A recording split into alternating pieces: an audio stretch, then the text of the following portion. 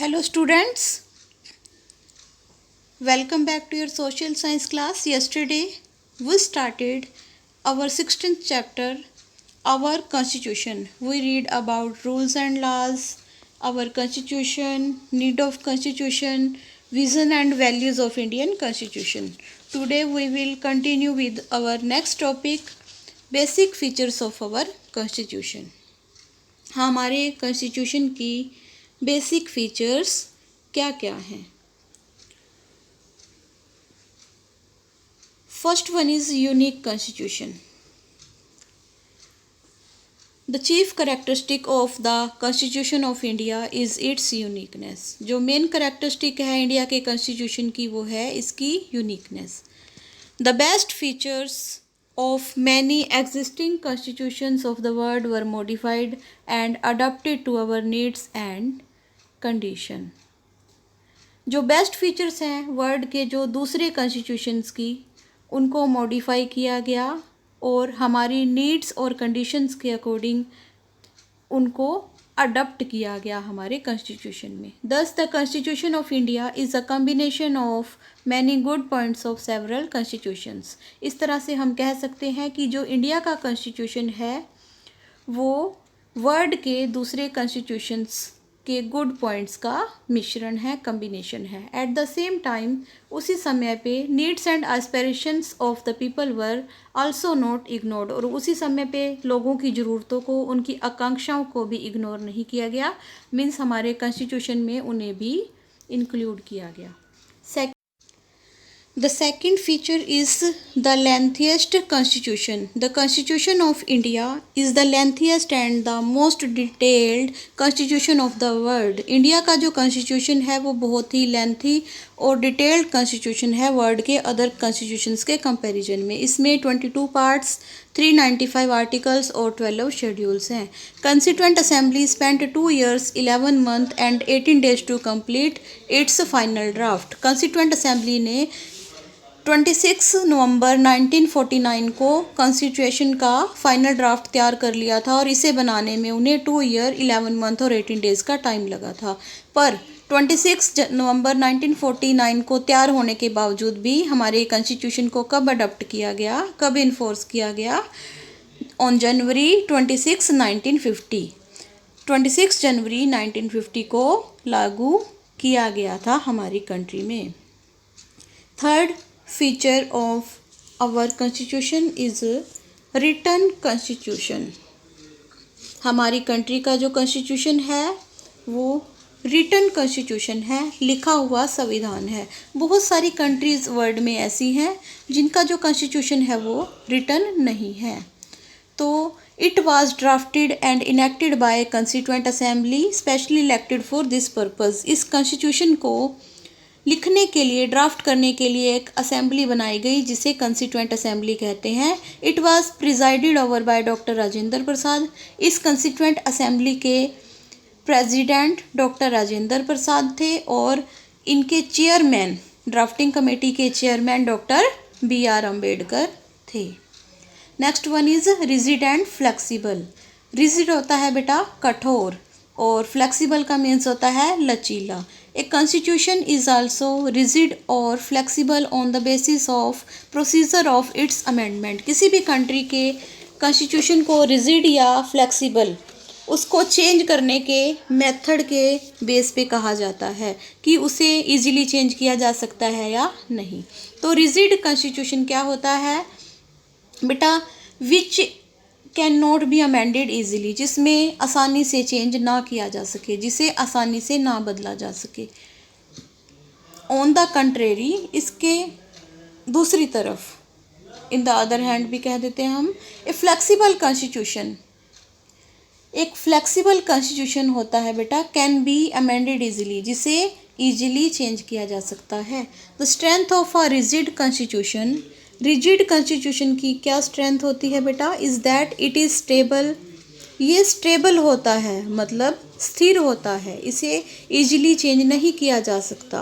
And is a guarantee against hasty change. और ये easily कोई भी चेंज करने की गारंटी नहीं देता. फ्लेक्सिबल कॉन्स्टिट्यूशन को क्या कहा जाता है बेटा? प्रोग्रेसिव कहा जाता है और हेल्पफुल कहा जाता है। किसी भी कंट्री की डेवलपमेंट में ये हेल्पफुल होता है, क्योंकि एक फ्लेक्सिबल कॉन्स्टिट्यूशन को कंट्री की नीड्स के अकॉर्डिंग चेंज किया जा सकता है।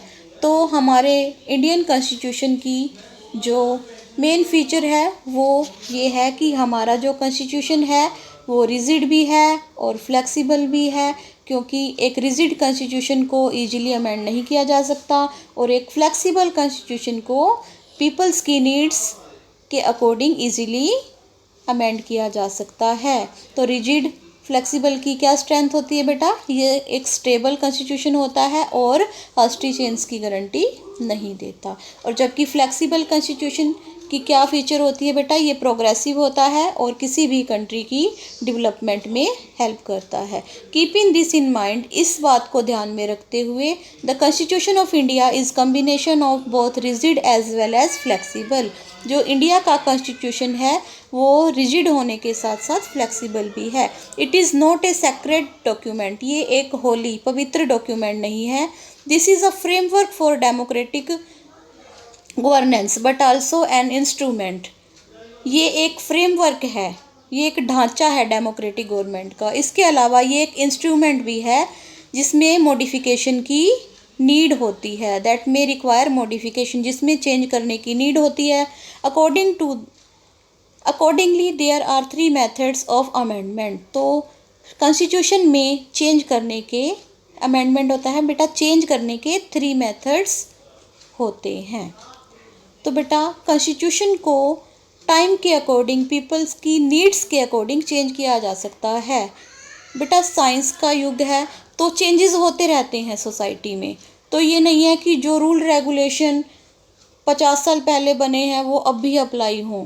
तो पीपल्स की नीड्स के अकॉर्डिंग, सिचुएशन के अकॉर्डिंग उन रूल रेगुलेशंस को चेंज भी करना पड़ता है। तो इसी कारण से जो हमारी कॉन्स्टिट्यूशन को फ्लेक्सिबल बनाया गया है, ये ना तो इतना कठोर है कि इसमें कुछ चेंजेस ना हो सके और ना ही ये इतना फ्लेक्सिबल है कि इजीली इसको कोई भी चेंज कर दे। तो इसको अमेंड करने के 3 प्रोसीजर होते हैं, 3 मेथड्स होते हैं। First one is by simple majority, second one is by special majority and third one is special majority and ratification. Constitution 3 method से चेंज होता है। सिंपल मेजोरिटी क्या होती है बेटा? Certain provisions of the constitution can easily be changed by passing the amendment bill bye simple majority.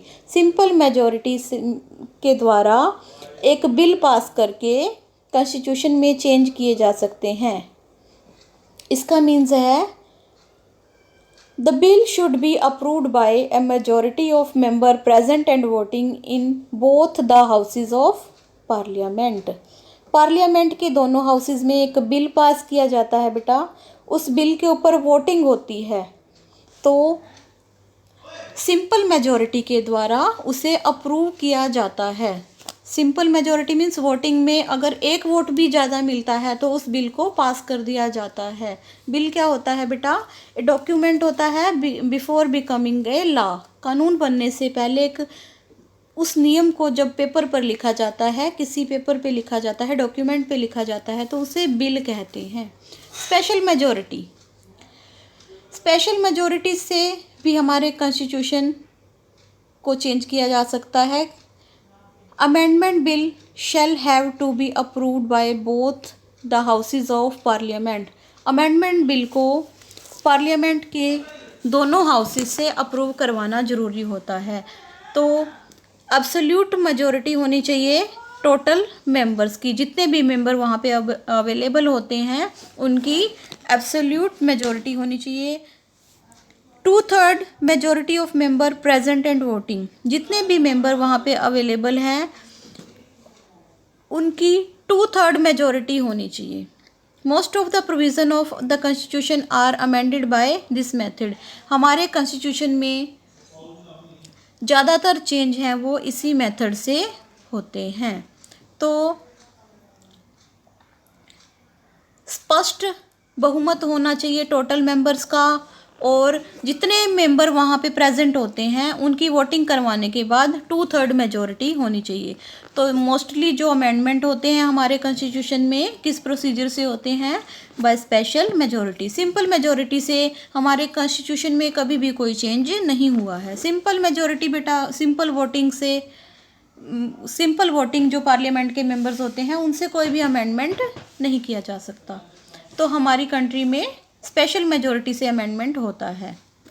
Third one is special majority and ratification. Special majority होने के साथ साथ रेटिफिकेशन भी होनी चाहिए बेटा।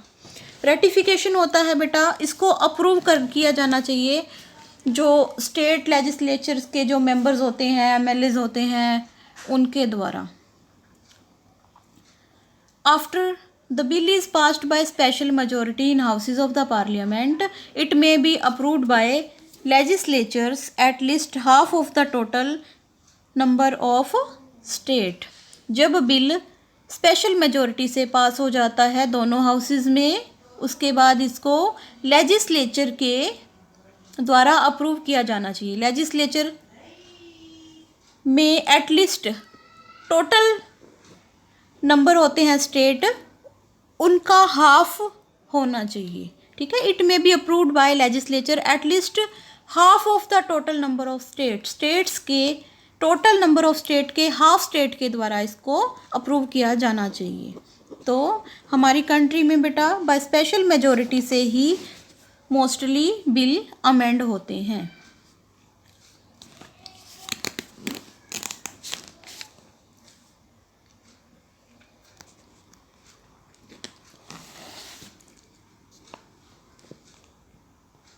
Whenever the need was felt, जब भी ज़रूरत महसूस हुई है, the Indian Constitution was suitably amended according to the relevant demands to achieve national goals। जब भी ज़रूरत महसूस हुई है तो हमारी कंट्री में चेंज हुए हैं according to the relevant demand, उन डिमांड को अचीव करने में, जो नेशनल गोल्स और to eradicate certain evil practice, जो हमारे देश के लक्ष्यों को पूरा करती है और हमारी कंट्री से जो बुराइयां होती हैं उनको रिमूव करते हैं। ऐसे कानून लागू किए गए हैं, ऐसे लाज में चेंज किया गया है, जैसे abolition of private purse, nationalisation of banks, reservation for OBC's, right to information, right to education, reservation of seats in local self bodies for women are some example which prove that Indian Constitution is dynamic। तो Indian constitution एक dynamic constitution है जिसमें change होते रहते हैं। तो कुछ example दिए हैं जिससे पता चलता है कि जो इंडिया का कॉन्स्टिट्यूशन है वो डायनेमिक है, जैसे एबोलिशन ऑफ प्राइवेट पर्स।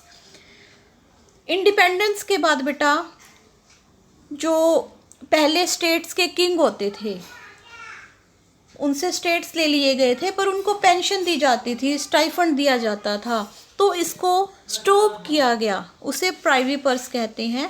बैंकों का नेशनलिज्म किया गया।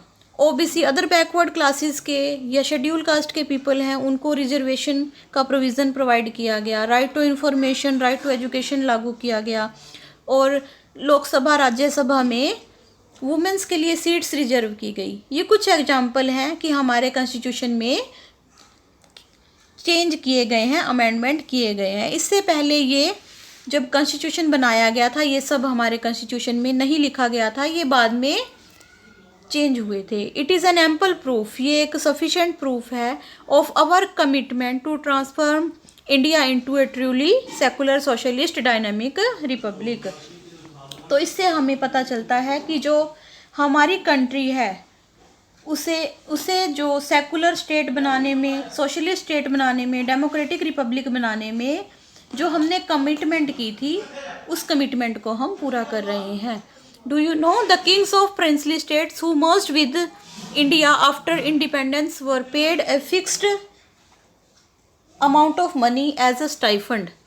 जो हमारे स्टेट्स के, मैंने पहले ही बताया, जो किंग थे जिनके स्टेट्स को इंडिया में मर्ज कर लिया गया था, उन्हें इंडिपेंडेंस के बाद एक फिक्स्ड एनुअल अमाउंट पे की जाती थी जिसे स्टाइफंड कहा जाता है, तो इसे प्राइवी पर्स कहा जाता था। Now ideals of Indian constitution. Indian constitutions के, हमारी कंट्री के संविधान के कुछ आइडियल्स हैं, जैसे इंडिया एक sovereign, socialist, secular and democratic Republic है। इनका बेटा क्या मीनिंग होता है, इसे हम डिटेल में पढ़ेंगे। ये हमारे प्रियम्बल में दिए गए हैं, ये आइडियल्स हैं बेटा हमारे कॉन्स्टिट्यूशन के। सबसे पहले sovereign. India is a sovereign state because country is free from all external control. India को एक सॉवरेन स्टेट कहा जाता है। सॉवरेन स्टेट वो होता है बेटा जिसके ऊपर किसी अदर कंट्री के लोगों का कंट्रोल नहीं होता। मतलब हमारी कंट्री के ऊपर हमारी कंट्री की गवर्नमेंट का ही कंट्रोल है। कोई भी अदर कंट्री की गवर्नमेंट हमारे मैटर्स में इंटरफेयर नहीं कर सकती। तो इंडिया एक सॉवरेन स्टेट है because the country is free from all external control, क्योंकि हमारी कंट्री सभी बाहरी कंट्रोल से मुक्त है। Internally we are free to take our own decision. हम अपने खुद के डिसीजन लेने के लिए फ्री हैं। No other country can dictate its policies और टर्म्स टू अस। कोई भी दूसरी कंट्री हमारे ऊपर अपनी पॉलिसीज़ और टर्म्स को थोप नहीं सकती। No other country can and nobody can interfere in our internal affair. हमारी कंट्री के इंटरनल अफेयर्स में कोई भी इंटरफेयर नहीं कर सकता। India is socialist state because socialism is one of the national goals to be achieved. India एक socialist state है, समाजवादी कंट्री है, क्योंकि ये हमारी कंट्री का नेशनल गोल रहा है इस सोशलिज्म को अचीव करना। Thus India is against exploitation in all forms. India exploitation के अगेंस्ट है, इल ट्रीटमेंट के अगेंस्ट है सभी फॉर्म्स में। And will try to establish economic justice. और इंडिया की जो गवर्नमेंट है वो इकोनॉमिक जस्टिस प्रोवाइड करने की कोशिश करती है without being attached to any particular ideology, बिना किसी पर्टिकुलर आइडियोलॉजी से जुड़े हुए। मतलब सभी को इकोनॉमिक जस्टिस प्रोवाइड करने की गारंटी देती है। इंडिया एक सेकुलर स्टेट है, धर्मनिरपेक्ष देश है। All religions enjoy equal freedom. सभी रिलीजन हैं वो इक्वल फ्रीडम इंजॉय करते हैं। No discrimination is made on the ground of religion. Religion के बेस पे कोई भी डिस्क्रिमिनेशन नहीं किया जाता। Right to freedom of religion is granted by constitution under fundamental right. हमारा फंडामेंटल राइट ही है बेटा फ्रीडम ऑफ रिलीजन। हमें किसी भी रिलीजन को अडॉप्ट करने की फ्रीडम है। Next one is India is democratic state. Our government is elected by the people. हमारी जो गवर्नमेंट है वो पीपल्स के द्वारा इलेक्ट होती है। Administration of the country is carried out by the elected representative of the people. जो government है वो पीपल्स के द्वारा इलेक्ट किए गए लीडर्स के द्वारा चलाई जाती है। Government is run according to some basic rules. Government कुछ बेसिक रूल्स के अकॉर्डिंग वर्क करती है। इंडिया एक रिपब्लिक भी है because head of state is our president, क्योंकि इंडिया का जो हेड है वो एक प्रेसिडेंट है और ये इलेक्टेड हेड है अमंग द पीपल। लोगों में से ही से इलेक्ट किया जाता है। ऑन द अदर हैंड, दूसरी तरफ, in spite of being democracy, England एक डेमोक्रेसी है पर ये रिपब्लिक नहीं है, क्योंकि यहाँ का जो हेड होता है वो हेरिडिटरी किंग और क्वीन होता है। किंग और क्वीन की संतान ही होती है, ठीक है। वहाँ पीपल्स के द्वारा स्टेट का हेड इलेक्ट नहीं किया जाता। तो इंडिया एक sovereign, socialist, secular and democratic Republic है। इंग्लैंड डेमोक्रेटिक है, डेमोक्रेसी है इंग्लैंड में। लीडर्स पीपल्स के द्वारा इलेक्ट किए जाते हैं, पर जो हेड होता है वो स्टेट का वो पीपल्स के द्वारा इलेक्ट नहीं होता, इसलिए उसे रिपब्लिक नहीं कहा जाता। क्योंकि वहाँ पे जो हेड है स्टेट का, इंग्लैंड का जो हेड है वो हेरिडेटरी किंग और क्वीन होता है। मतलब उनके आगे संतान होती है, किंग का बेटा आगे किंग बन जाता है। ओके, वहाँ पे पीपल्स के द्वारा हेड इलेक्ट नहीं होता।